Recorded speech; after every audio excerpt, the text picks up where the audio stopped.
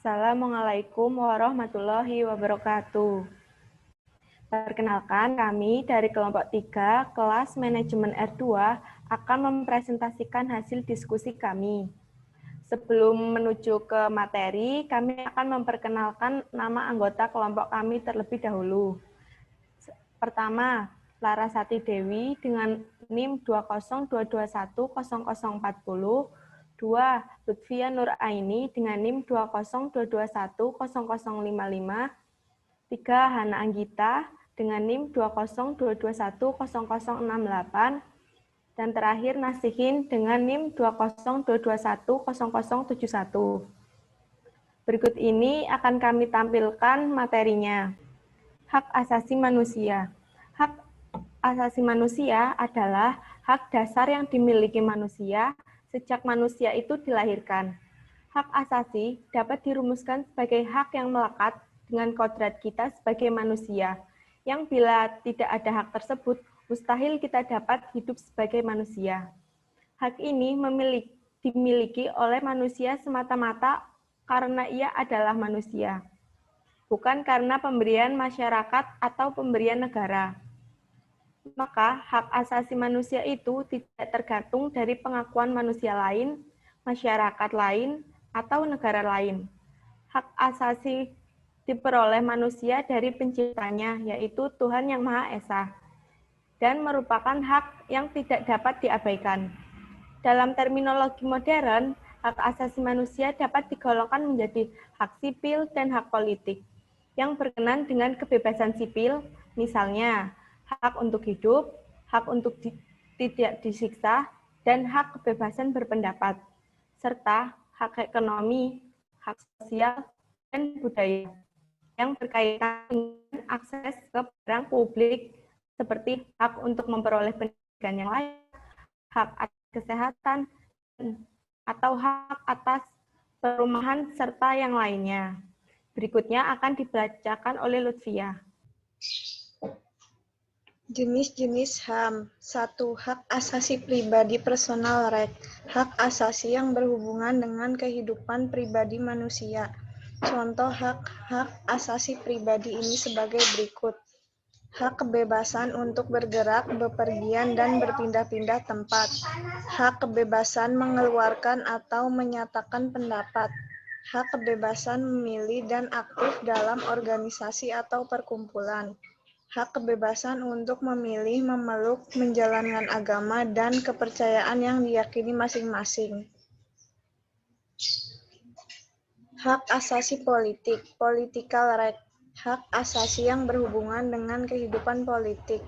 Contoh hak asasi politik ini sebagai berikut. Hak untuk memilih dan dipilih dalam suatu pemilihan. Hak ikut serta dalam kegiatan pemerintahan.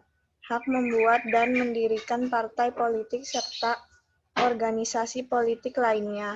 Hak untuk membuat dan mengajukan suatu usulan petisi. Hak asasi hukum, legal equality right. Hak kesamaan kedudukan dalam hukum dan pemerintahan, yaitu hak yang berkaitan dengan kehidupan hukum dan pemerintahan.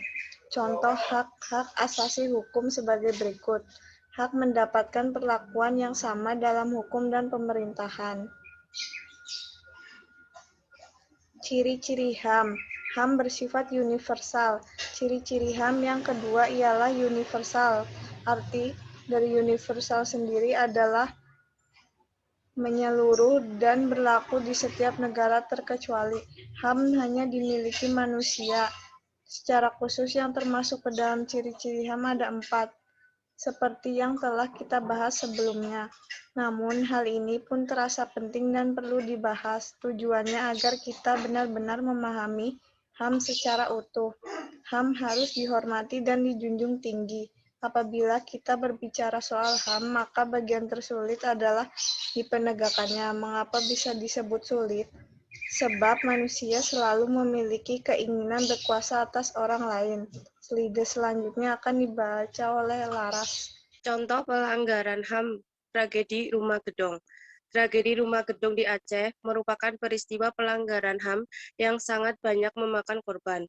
di mana semua masyarakat disiksa layaknya binatang dan dikategorikan sebagai kejahatan terhadap kemanusiaan. Beberapa kejahatan yang dilakukan berupa pemaksaan dalam bentuk seksual lain yang setara, penyiksaan, pembunuhan, penghilangan orang secara paksa, serta perampasan hak kemerdekaan atau kebebasan fisik secara sewenang-wenangnya. Ketika Aceh diperlakukan sebagai daerah operasi militer pada tahun 1990 sampai 1998. Hampir setiap hari komando pasukan khusus sebuah elit temper TNI menggiring serta menyeret korban-korbannya yang diculik dari penjuru Pidi dan Aceh Utara. Mereka disikap dan disiksa dalam jagal itu. Rumah gedung yang berdiri di atas lahan seluas 1.500 meter persegi. Bangunan tersebut terdiri dari satu bangunan utama di tengah dan sebuah gedung di belakangnya. Di depan rumah tersebut ada kolam yang berisikan lintah yang digunakan untuk menyiksa ratusan korban, dan sisanya dijadikan lahan untuk eksekusi pemasungan serta lubang sumur. Para tentara yang membawa orang-orang Pidi dan Aceh Utara ke rumah gedong, lalu para korban dipasung serta ditembaki pada bagian kaki dan lengan agar bisa menyiksa serta mengulur waktu kematiannya. Ada juga korban yang disuruh menggali sumur sampai ia kelelahan. Dan setelah mereka kelelahan, mereka akan dibunuh dan lubang sumur yang telah digali akan dijadikan kuburan untuk korban tersebut. Dan lahan yang ada di sekeliling rumah gedong tersebut dijadikan sebagai kuburan massal. Setelah dinyatakan konflik Aceh telah usai, ditandatanganinya perjanjian damai antara GAM dan Republik Indonesia pada tanggal 15 Agustus 2005, namun para pelaku pelanggaran HAM belum ada yang secara terbuka untuk mengakui perbuatannya. Semua macam bantuan, kompensasi, dana, diat, atau apapun itu tidak akan pernah berarti tanpa adanya pengakuan bersalah dari para pelaku. Dan semua macam bantuan tidak akan pernah bisa mengembalikan posisi korban sebagai manusia yang bermartabat. Untuk membongkar kekerasan dan masa DOM di Aceh, pemerintah Indonesia di masa Presiden B.J. Habibie kemudian membentuk tim pencari fakta dari Komnas HAM. Tim yang dipimpin Baharudin Lopa sempat berkunjung ke rumah gedong pada tanggal 20 Agustus 1998. Atau sebagian menyebutkan 21 Agustus 1998 untuk menyelidiki dugaan pelanggaran HAM di sana. Tim mencari fakta menemukan sejumlah bukti terjadinya pelanggaran HAM berat di rumah gedong, seperti kabel listrik, balok kayu berukuran 70 cm, bercak darah pada dinding rumah, dan pepohonan. Tim juga menggali beberapa titik yang diduga kuburan korban pelanggaran HAM, namun hanya menemukan serpihan tulang dan kerangka manusia, tulang jari, dan tangan. Ribuan massa ikut melihat kerja tim mencari fakta saat itu. Tetapi setelah tim tersebut bergerak pulang meninggalkan lokasi, massa kemudian ikut membakar rumah gedong hingga tak tersisa. Tidak diketahui alasan pasti kenapa massa membakar tempat tersebut. Penyelesaian tragedi rumah gedong. Dari contoh pelanggaran HAM di atas, ada beberapa penyelesaian yang harus dilakukan. Contoh pelanggaran HAM di atas banyak dilakukan oleh anggota militer. Mereka yang seharusnya dapat mengayomi serta mencontohkan perilaku yang baik dan benar, malah melakukan pelanggaran HAM yang sangat kejam. Sepertinya memang hukum di Indonesia belum setegas dan seadil itu, karena kebanyakan hukum di Indonesia akan tumpul ke atas dan runcing ke bawah, yang bermakna bahwa hukum akan bersikap tegas serta kejam terhadap orang-orang biasa yang tidak memiliki kekuasaan. Namun hukum akan bertindak tumpul atau tidak berdaya ketika menghadapi orang yang memiliki kekuasaan. Seperti contoh kasus di atas yang tidak ada penyelesaian lebih lanjut yang adil terhadap para korban. Padahal kejadian-kejadian tersebut termasuk kejadian yang cukup besar dan sangat kejam. Bukankah seharusnya hukum itu bersikap adil, tidak membeda-bedakan siapapun itu, atau tidak pandang bulu? Hukum seharusnya bersikap tegas pada setiap pelanggaran apapun itu tanpa membeda-bedakan. Penyelesaian HAM yang sangat sederhana adalah melalui diri sendiri. Mereka harus sadar akan hak dan kewajiban yang dimilikinya, serta yang dimiliki orang lain. Dengan mereka tahu apa kewajiban dan hak yang dimilikinya, serta selalu menghormati hak dan kewajiban orang lain, pelanggaran HAM tersebut sangat mungkin untuk diminimalkan. Selanjutnya akan dibacakan oleh Naskin.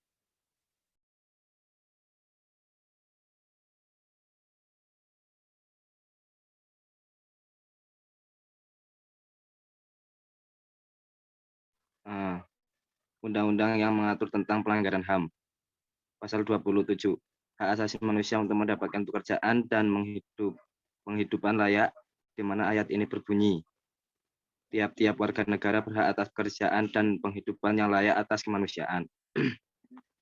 Pasal 28B, hak setiap orang untuk membentuk keluarga melalui perkawinan yang sah, sesuai dengan hukum agamanya masing-masing dan disahkan oleh negara sesuai aturan yang berlaku.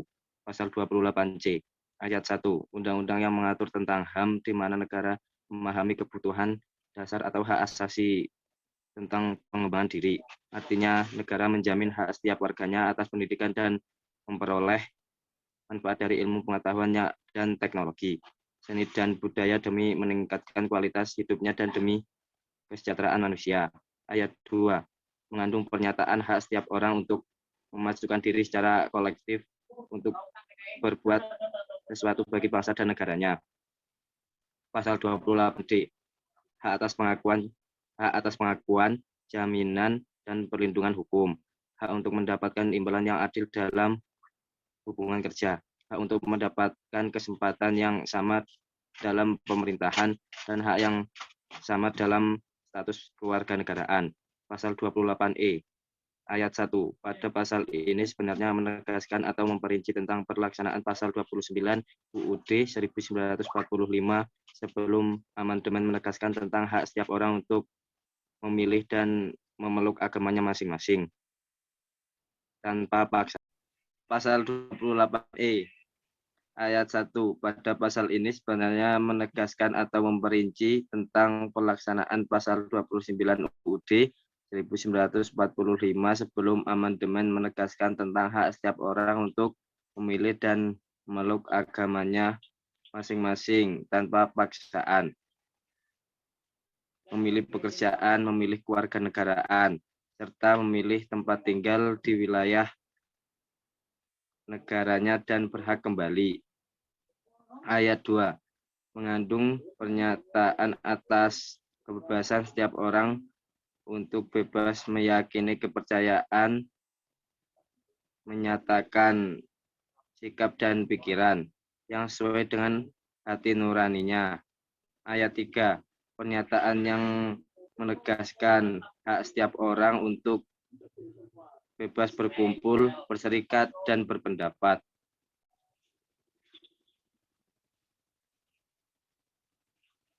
Pengaturan HAM dalam Undang-Undang. 1. Undang-Undang Nomor 5 Tahun 1998 yang berisi tentang ratifikasi terhadap aturan anti kekejaman, penyiksaan, perlakuan atau penghukuman yang kejam, tidak berperi kemanusiaan dan merendahkan martabat. 2.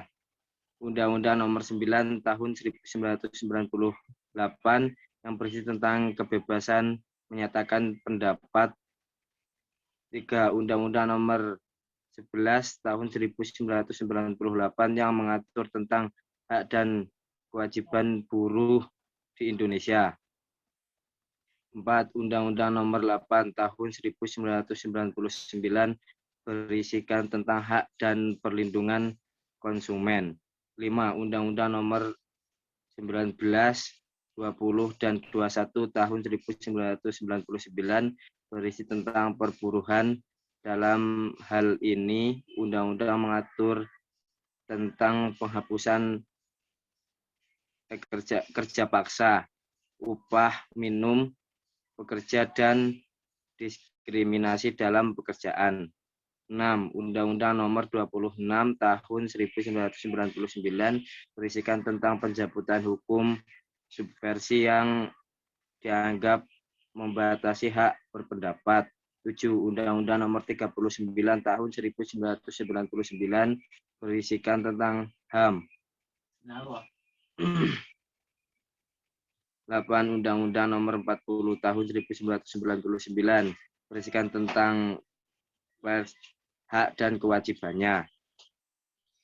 8. Undang-Undang Nomor 26 Tahun 2006 berisikan tentang pengadilan terhadap pelanggar HAM. Sekian presentasi yang dapat kami sampaikan.